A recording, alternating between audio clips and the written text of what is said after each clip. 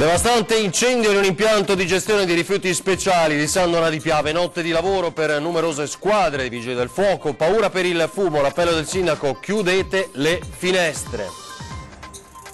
Va in California per festeggiare i 50 anni con un giro coast to coast in moto, ma muore in un incidente, vittima un veneziano di Favaro, padre di 3 figli. Sorpreso ubriaco al volante dello scuolabus a Villorba, un autista rumeno è finito a processo a Treviso.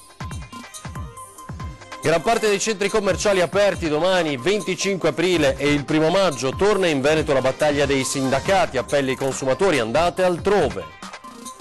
Ora tocca a Movimento 5 Stelle e PD, ieri il confronto a ring sul nuovo mandato esplorativo per il governo, ma proprio i 2 partiti coinvolti ieri se ne sono dette di tutti i colori. Il re delle truffe Ramunni, che ha rubato l'identità digitale anche all'ex sindaco di Mira Maniero per aprire un conto in banca, era uscito di cella venerdì, ma è stato nuovamente fermato. Calcio, ora c'è anche la matematica a dare la conferma, il Padova è promosso in Serie B e ieri sera è scoppiata la festa. Buongiorno, buongiorno e ben ritrovati in diretta con l'informazione di Antena 3, la nostra prima edizione. Subito ci colleghiamo e la vedo pronta Daniela Sizzia insieme al sindaco Cereser con Sandona di Piave, dove questa notte, come sapete, c'è stato un devastante incendio, distrutta un'azienda che a quanto pare, Daniela ci darai tu i dettagli, gestiva rifiuti speciali. Sì, buongiorno ai telespettatori, buongiorno Ferdinando, effettivamente sì, come vedete alle mie spalle il deposito dove è avvenuto l'incendio della ditta Sefi Ambiente, un'azienda specializzata nello stoccaggio, raccolta e smaltimento dei rifiuti speciali per tutta la provincia di Venezia, un incendio che è scoppiato ieri in serata, circa 40 i vigili del fuoco che sono arrivati proprio in pochi minuti per avere ragione delle fiamme, 10 automezzi, hanno lavorato per tutta la notte e stanno tuttora continuando a lavorare qui nell'azienda. Io sono in compagnia del signor Claudio che è il titolare della Sefi. Buongiorno. Buongiorno. Una cosa che non ci voleva, lei dice in tutti gli anni di lavoro non è mai accaduta una cosa del genere. Esatto, è successo quello che non è mai successo in 30 anni, ma abbiamo anche visto la motivazione e la cosa è scaturito. Sono fortunato di avere una squadra di... Lei, come potete capire, è molto provato e ovviamente sotto shock per quanto è accaduto. No, giustamente ho una squadra di collaboratori, tutti presenti dopo neanche 10 minuti dall'inizio di questo evento, però oltre che a questo sono contento che tutte le autorità, vigili del fuoco, ARPAV, comunque e anche personale di controllo ci hanno garantito che non c'è nessun pericolo né per l'ambiente né per me, tantomeno per le persone. Mi auguro che tutti ci conoscono qua in zona, ma di avere i tempi molto stretti per ripartire, perché come tanti sanno abbiamo un'attività di utilità pubblica e comunque ci conteremo a riprendere quanto prima per ripristinare il nostro servizio che sicuramente è utile ai cittadini. Ecco, sindaco, lei diceva, insomma, il primo appello era chiudete le finestre, adesso la situazione, insomma, sembra abbastanza rientrata, insomma, i primi dati ARPAF sono confortanti. Sì, questa mattina sono arrivati dei dati rassicuranti relativamente, diciamo, all'assenza di contaminanti dai campioni di aria che sono stati prelevati durante la notte a poche centinaia di metri da qui. ARPAV continuerà comunque le indagini, però al momento non si ravvisa la necessità di misure particolari di precauzione. Quindi ultimi dati che arriveranno nelle prossime ore? Nelle prossime ore alcuni campionamenti sono stati eseguiti tra l'altro anche in questa giornata e quindi nelle prossime ore sì, dovrebbero già confermare quello che è emerso e per qualcosa invece in più bisognerà aspettare qualche per capire, Daniela, perdonami, intanto se sono stati quantificati, noi abbiamo visto le immagini, sono davvero terrificanti, se sono stati quantificati i danni e se si è capita una ragione. Abbiamo visto davvero emozionato il titolare anche per i suoi dipendenti che sono, credo, una famiglia, da quello che abbiamo intuito per lui. Sì, esatto, infatti il titolare ci ha sempre detto effettivamente il personale è stato proprio, è una famiglia, sono tutta una famiglia che ha veramente lavorato, ci raccontava anche con dipendente arrivato da Belluno immediatamente proprio per aiutare ed hanno salvato anche molti macchinari. Si è capito, signor Claudio, che cosa è accaduto? Si parlava di un'autocombustione, quindi comunque un incendio accidentale. Sicuramente sì, purtroppo ci sono certi materiali che hanno delle reazioni termiche, a volte purtroppo cioè non accorgendosi subito potrebbe succedere appunto un innesco che dopo la cosa viene, come dire, difficile arginare. Ecco, si parlava di danni ingentissimi, più o meno avete quantificato? No, questo no, perché stanno vedendo e verificando, però oltre che, ripeto, no danni ambientali o comunque fisici, per fortuna c'è un danno strutturale che comunque riguarda esclusivamente il capannone, la struttura in cemento armato. Grazie a Daniela Sizzia e ai suoi ospiti. Dovessero esserci novità, torniamo a collegarci con te. Grazie Daniela. Doveva essere il viaggio in moto nel Golden State, invece in California ha trovato la morte. Una festa di compleanno finita in tragedia, a perdere la vita un biker di Favaro Veneto, l'architetto Enrico Marafatto. Ci aggiorna in diretta Anna Maria Parisi. Anna Maria. Festa di compleanno a stelle e strisce finita in tragedia, a perdere la vita Enrico Marafatto, 50 anni, di Favaro Veneto. Era partito per gli USA con alcuni amici per festeggiare in moto i suoi 50 anni, ma sulle strade della California ha trovato il suo ultimo fatale viaggio, e proprio mentre si trovava in compagnia di alcuni amici bikers. A costargli la vita l'incidente stradale avvenuto domenica pomeriggio, quando in Italia per via del fuso orario era già notte. Per lui inutile ogni tipo di soccorso, così stando a quanto comunicato dal personale del consolato italiano. Il cinquantenne lavorava come architetto a Favaro insieme alla moglie di 44 anni, con cui ha avuto 3 bimbi. Sconforto e sgomento, oltre che a Favaro, dove il professionista appunto esercitava, anche a Campalto in via Gobbi, dove fino a pochi anni fa aveva abitato con la famiglia. E per il momento da Favaro è tutto, restituisco la linea allo studio. Grazie Anna Maria Parisi. Ulteriori aggiornamenti questa sera a partire dalle 18:30 nel telegiornale del Veneto, alle 19 con la cronaca da Venezia e tutti gli aggiornamenti. Villorba, ubriaco al volante dello scuola bus, un autista romeno adesso finisce a processo. Il turno era finito, ma quando è rimasto coinvolto in un incidente era ancora alla guida dello scuolabus e la prova dell'etilometro gli è stata fatale. Era al volante con un tasso di alcol nel sangue elevatissimo, un romeno di 50 anni a carico del quale è iniziato ieri il processo in tribunale a Treviso. I fatti accaduti a Villorba risalgono al dicembre del 2016. Bambini a bordo del pulmino non ce n'erano già più da qualche ora, quando per colpa dello stesso autista il mezzo è rimasto coinvolto in un incidente. Il cinquantenne è apparso subito poco lucido e la prova dell'etilometro ha confermato il sospetto. 2,36 il livello di alcol riscontrato contro lo 0 previsto per chi guida veicoli di quel tipo. Il romeno è stato quindi denunciato per guida in stato di ebbrezza con sospensione della patente e conseguente licenziamento. Ieri si è aperto il processo. Dopo quei fatti l'autista ha dimostrato di volersi redimere seguendo un percorso di riabilitazione e trovando anche un nuovo impiego. Ormai le multe ai padovani per uso del cellulare alla guida sono migliaia, ma è un malcostume che continua. Dati di Padova per quello che riguarda la polizia stradale parla di circa 1000 contravvenzioni in un anno, abbiamo chiuso così il 2017, però nel 2018, e siamo ancora ad aprile, abbiamo già quasi raggiunto quel limite. Nonostante a Padova ci sia stato un boom di multe per uso del cellulare alla guida, per molti automobilisti la tentazione dello smartphone sembra rimanere talmente irresistibile da non poterne fare a meno neanche mentre si guida, un'abitudine potenzialmente molto pericolosa che sta diventando trasversale per fasce d'età.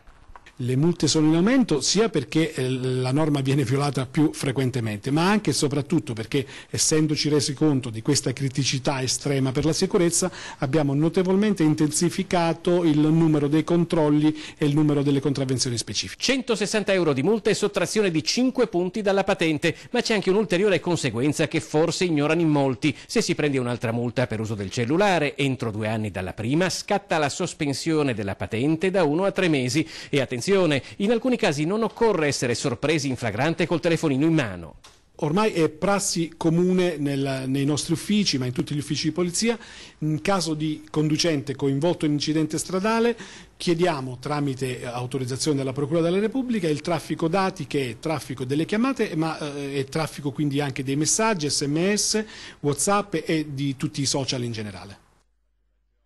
Certo.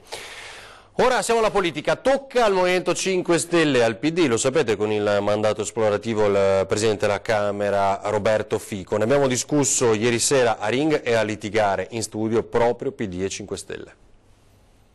Per cazzo del Movimento 5 Stelle il reddito di cittadinanza sì, adesso in campagna elettorale riforma dei centri dell'impiego, studiatevi il programma di 5 Stelle, sono queste le buttate giornalistiche, no, buttate tutti abbiamo capito, è l'obiettivo politico giungere al reddito di cittadinanza, che è un segno di civiltà, visto che 3/4 di paesi in Europa ce l'hanno, d'accordo, ecco, però che nessuno mi venga a dire che prima di arrivare al reddito di cittadinanza dobbiamo strutturare i centri dell'impiego, fare una politica del lavoro seria e un superamento è stato più chiaro a tutti il giorno dopo. Avete tutti detto 11 milioni per il reddito di cittadinanza. Prima del voto, quindi va bene tutto, prima del voto, 11 milioni la sono Lega stati ha vinto per l'immigrazione, da questo, voi avete conquistato per il reddito di cittadinanza. No, erano stanchi di voi, erano stanchi di Berlusconi, che avete governato regioni, avete portato livelli di disoccupazione, avete relegato l'Italia ad un fanalino di coda in Europa. Questo è per questo che abbiamo una sonora come sempre a tenere la testa sulle spalle, a dire le cose giuste alla gente. Migranti,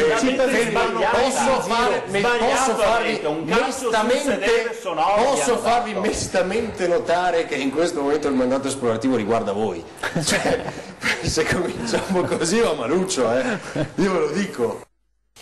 Vedremo dunque entro giovedì la risposta di Roberto Fico, il capo dello Stato. Serrande alzate in quasi tutti i centri commerciali del Padovano, sia domani 25 aprile che il 1° maggio, ovviamente la protesta della CGIL. Supermercati e centri commerciali regolarmente aperti il 25 aprile a Padova e provincia. Solo una catena della grande distribuzione ha annunciato doppio giorno di chiusura per i suoi negozi, compreso il 1° maggio. Gli altri, soprattutto nella festa di San Marco e della Liberazione, avranno i dipendenti al lavoro. Vanno l'ultimo tentativo di mediazione, le ultime mosse della Regione, che sta cercando di mettere a punto un regolamento che superi il decreto Monti Passera del 2011. Quello che serve veramente è una risposta di civiltà, quello che serve davvero per risolvere questa situazione è una risposta da un punto di vista normativo a livello nazionale.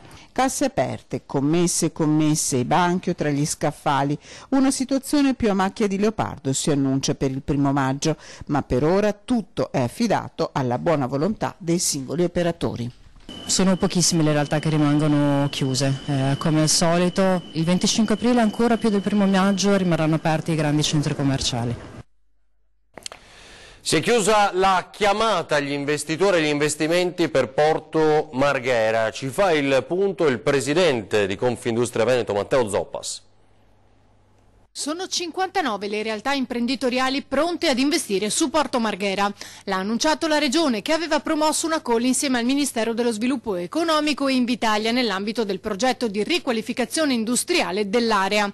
I settori che esprimono una maggiore domanda di investimenti e occupazione sono il manifatturiero e la logistica. I progetti al di sotto 1,5 milioni di euro sono circa il 30%, prevalgono invece le proposte di investimento di dimensione compresa tra 1,5 e 20 milioni di euro. Ma sarebbero 5 le manifestazioni che individuano progetti di investimento potenzialmente cantierabili. Cauta la posizione del sindacato Filctem CGIL, che torna a parlare di bonifiche sull'area di Porto Marghera. Non dimentichiamo, ha dichiarato il segretario provinciale Colletti, che molte occasioni di investimento da parte di una società che avevano manifestato l'intenzione di avviare qui le loro attività sono andate perdute. Basti pensare, continua, ai posti di lavoro promessi e mai assegnati all'ex Montefibre, che l'oleificio Medio Piave doveva rilevare almeno 5 anni fa e di cui non si è più saputo nulla. Il fatto però che ci sia più di qualcuno pronto ad investire fa ben sperare, una notizia che in qualche modo va di pari passo con la fotografia scattata dal presidente di Confindustria Veneto sullo stato di salute delle imprese nella nostra regione. Beh, è chiaro che noi siamo una delle principali locomotive d'Italia, noi siamo veneti e questo sappiamo cosa significa in Italia e anche nel mondo. La situazione è molto critica perché comunque ci stiamo leccando molto le ferite di una crisi che non è finita, che stenta a ripartire, ma è chiaro che c'è una nuova economia che sta decollando, che sta cavalcando l'uscita dalla crisi, che ripeto non è ancora stato raggiunto il punto iniziale del 2008, ci sono altre aziende che sono particolarmente in difficoltà e speriamo che riescano a riabilitarsi dopo questo periodo. Così Matteo Zoppas, e ora torniamo al campione delle truffe Ramunni, che ha rubato l'identità digitale anche all'ex sindaco di Mira, ora parlamentare dei 5 Stelle Alvise Maniero, per aprire un conto in banca. Era uscito di cella venerdì ma è stato nuovamente fermato. Scarcerato venerdì pomeriggio e di nuovo arrestato ieri, stavolta a Genova, il campione delle truffe, il 55enne pugliese Stefano Ramunni, era stato rimesso in libertà insieme al suo complice dopo 3 mesi di reclusione a Santabona su decisione del GIP trevigiano Angelo Mascolo, salito a più riprese alle cronache negli ultimi mesi sia giudiziarie che politiche. Erano finiti in cella a gennaio per sostituzione di persona e falsità materiale a Vedelago. Solo uno dei tanti raggiri messi in piedi, visto che il 55enne è arrivato anche a fingersi un funzionario del Vaticano con tanto di immunità diplomatica, al punto che di Ramunni si è occupata anche la trasmissione Le Iene. Qualche settimana fa vi abbiamo raccontato la storia del più grande truffatore d'Italia, Stefano Ramunni, un uomo dalle 1000 identità, specializzato in truffa alle banche, ma che è riuscito a truffare pure il suo avvocato, sua sorella, i suoi amici. Stefano è diabolico, è un demonio. Il suo complice. Vorrei parlare ancora con questa persona? Vittime più o meno illustri come l'ex sindaco di Mira, oggi deputato del Movimento 5 Stelle, Alvise Maniero, a cui ha tentato di rubare l'identità digitale, venendo scoperto grazie a un alert. Avevo individuato e segnalato la persona, il fatto, il tentativo di furto di identità, sia i carabinieri che la polizia postale che i servizi a cui lui aveva cercato di introdursi con la mia identità. Poche ore dopo avevo già a disposizione il tipo di documento usato dalla persona, il suo aspetto, dove fosse, a che ora fosse. Quindi ho potuto anche fornire alle autorità tutti gli elementi utili. L'avvocato di Ramunni, il trevigiano Fabio Crea, aveva ottenuto per lui l'obbligo di dimora a Milano e quindi la scarcerazione. Obbligo disatteso, trovandosi lui ieri a Genova, intercettato e seguito dalle Iene, con il risultato che ora la procura, da sempre contraria alla scarcerazione, chiederà un inasprimento della misura. Ci fermiamo per qualche istante e poi altre notizie con una disavventura capitata a un anziano.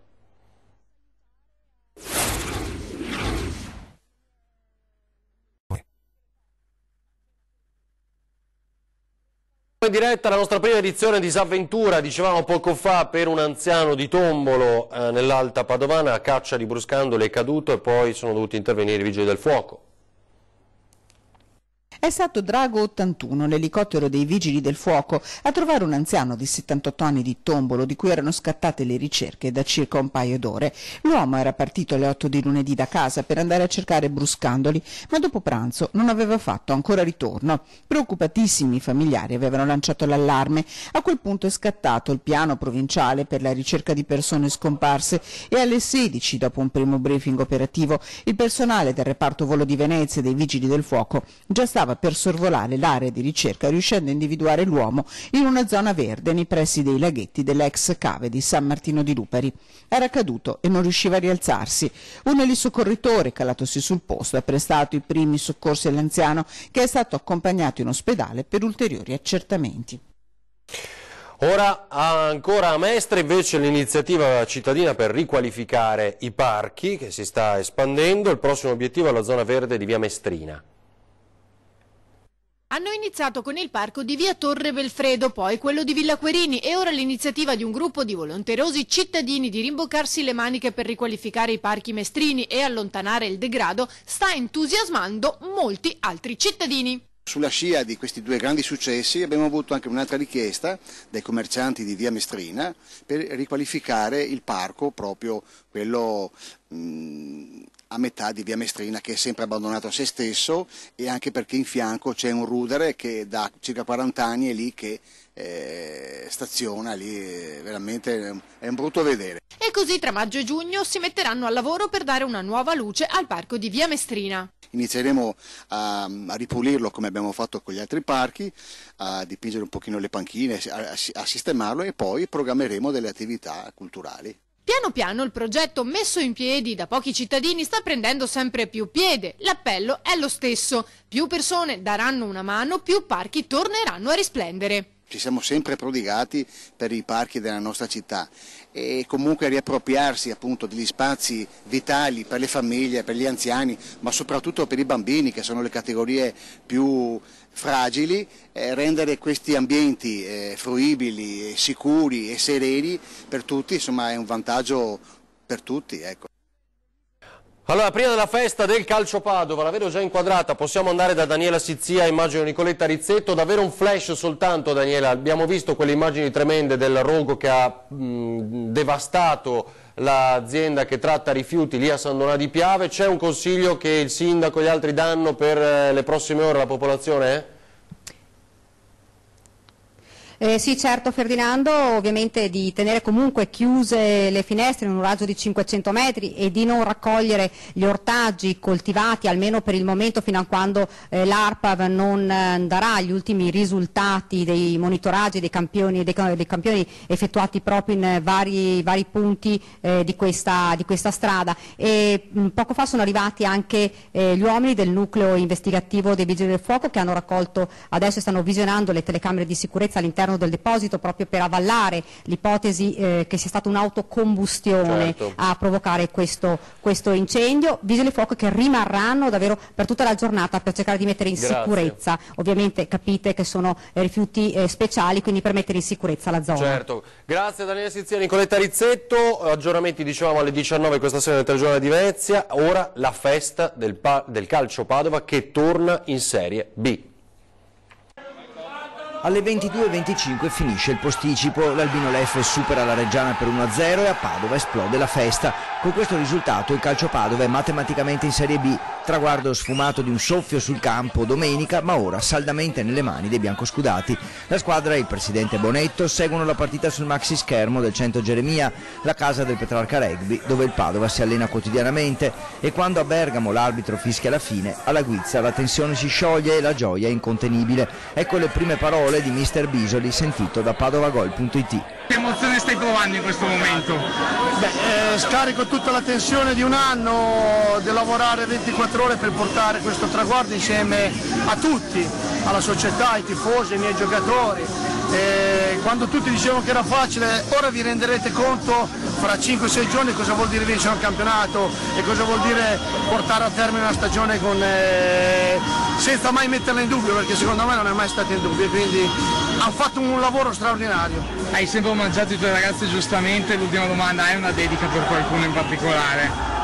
La mia famiglia che mi sopporta quando arrivo a casa che non sono contento dell'allenamento, mia moglie che mi dice di arrabbiarmi meno, ai miei figli che volevano venire su stasera ma verranno domani a festeggiare insieme a me, perché io quando arrivo a casa che è un allenamento sbagliato su qualcuno mi devo cercare di sfogare. Adesso il Padova ci pensa ancora 24 ore su 24 o almeno per mezza giornata sta? No, adesso domani sicuramente gli darò una giornata libera e penseremo da mercoledì perché vogliamo onorare fino in fondo il campionato, vogliamo andare a Reggio a fare una grande partita e finire con l'apoteosi insieme qua a Gubbio. La serata prosegue in un locale del centro, mentre i tifosi sfogano tutta la soddisfazione con i caroselli di auto in Prato della Valle e con i cori di sostegno alla squadra. 2 promozioni in 4 anni in tempi recenti e per la 4ª volta nella storia il salto in Serie B. Ora ovviamente si apre una nuova pagina per la società che andrà riorganizzata e ovviamente rinforzata. E a proposito di calcio è sicuramente scattante il nostro Nicola Zanetti che ha bisogno di relax, per quello a ore 13 parlerà di salute insieme a Sebastiano Danna, direttore sanitario di Bibione Terme, Moreno Secco, responsabile dell'area riabilitativa di Bibione Terme, e Alessandro Abramo, primario di otorino-laringoiatria. C'è 20:10 questa sera, ricordatevi come sempre sui temi di attualità, in studio il consigliere regionale del Movimento 5 Stelle Simone Scarabel e il segretario PD Giovanni Tonella a Treviso. Vediamo se l'accordo può esserci nelle prossime ore. Adesso le previsioni meteo, buona giornata.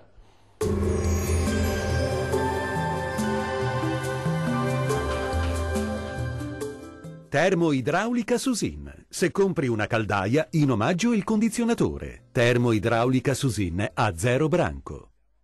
Ben ritrovati al meteo. Dominio assoluto dell'anticiclone Apollo, sarà una bella giornata ovunque. Vediamo il dettaglio di martedì 24 aprile. Sul Veneto l'alta pressione, come detto, sarà protagonista con ampio soleggiamento ovunque. Il cielo si presenterà sereno o al massimo poco nuvoloso su tutti i settori, possibili soltanto isolati piovaschi sui monti al pomeriggio. Temperature minime tra 12 e 14 gradi, massime in aumento comprese tra 21 e 25 gradi.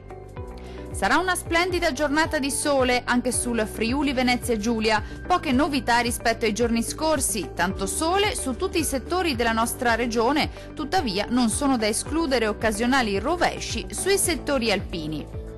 Le temperature minime saranno comprese tra 12 e 13 gradi, valori massimi molto gradevoli, oscillanti tra 22 e 25 gradi circa. Alta pressione sempre stabile anche sul Trentino Alto Adige, sarà infatti una splendida giornata di sole sulla nostra regione. Ampio soleggiamento dunque su tutti i settori, ma con possibili occasionali temporali, specie al pomeriggio, sul Trentino. Le temperature minime saranno comprese tra 14 e 16 gradi, valori massimi oscillanti tra 24 e 27 gradi. Dal meteo di Antenna 3 è tutto. Arrivederci!